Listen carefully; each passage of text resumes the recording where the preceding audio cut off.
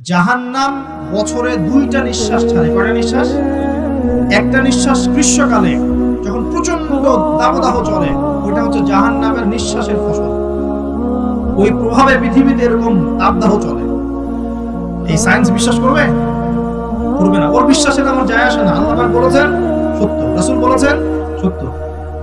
আরেকটা হচ্ছে শীতকালে যখন প্রচন্ড ঠান্ডা, তখন শীতকালে জাহান্নামের এমন একটা জায়গা আছে যেটা কিন্তু শীতল জায়গা। জাহান্নামের পুরো জায়গাটাই কিন্তু আগুন নয়, এমনও জায়গা আছে যেটা কি শীতল। ওই শীতল অংশ শ্বাস ছাড়লে এই যে পৃথিবীতে সেই এই শীতের একটা প্রভাব চলে আসে, প্রচন্ড ঠান্ডা শৈত্য প্রভাব চলে আসে। এটা হয়তো অনেকে বিশ্বাস করবে, ভুল মনে করবে যে ধর্মান্ধ কথাবার্তা। হাদিসে আছে নবী সাল্লাল্লাহু আলাইহি ওয়াসাল্লাম বলেছেন, কে সত্যবাদী? এই পুরো সভ্যতার রাসূল সাল্লাল্লাহু আলাইহি ওয়াসাল্লাম। এই বিশ্বের সমস্ত মানুষ সত্যবাদী বেশি না আল্লাহর রাসূল বেশি সত্যবাদী? বাস, আর কোনো দরকার আছে কথা? কবরের আযাব সত্য না মিথ্যা? চোখে দেখা যায়? কোন পরীক্ষাগারে প্রমাণ করা যায়? তাহলে পশ্চিমারা যে বলে পরীক্ষা নিরীক্ষা পর্যবেক্ষণ ছাড়া কোনো জ্ঞান নেওয়া যাবে না, তাহলে কি হবে?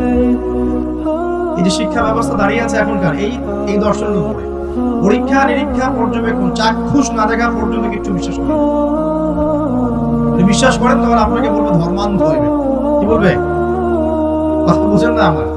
হ্যাঁ, ওদের ফিলোসফি অফ এডুকেশন, মানে আমরা বলি এটাকে এপিস্টিমোলজি, আমাদের ফিলোসফিতে বলতে এপিস্টিমোলজি মানে জ্ঞান তত্ত্ব।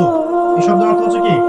জ্ঞান তত্ত্ব। ওদের জ্ঞান তত্ত্ব হচ্ছে যে যেটা ভিজুয়াল না, আমরা যা দেখি না, এবং যেটা স্পর্শ করা যায় না, ইন্দ্রিয় দিয়ে উপলব্ধি করা যায় না, কোনোকে স্পর্শ করে বোঝা যায় না, গন্ধ নিয়ে বোঝা যায় না, তারপরে কঠিন তরল না বায়বীয় পরীক্ষা করা যায় না, পরীক্ষা নিরীক্ষা পর্যবেক্ষণের মাধ্যমে সিদ্ধান্তে আসা যায় না, এটাকে জ্ঞান বলে না।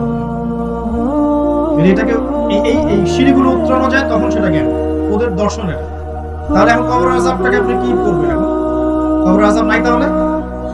এখন তো আপনাকে আল্লাহ পাকের কথায় বিশ্বাস করতে হচ্ছে না, গায়েবে বিশ্বাস করতে হচ্ছে।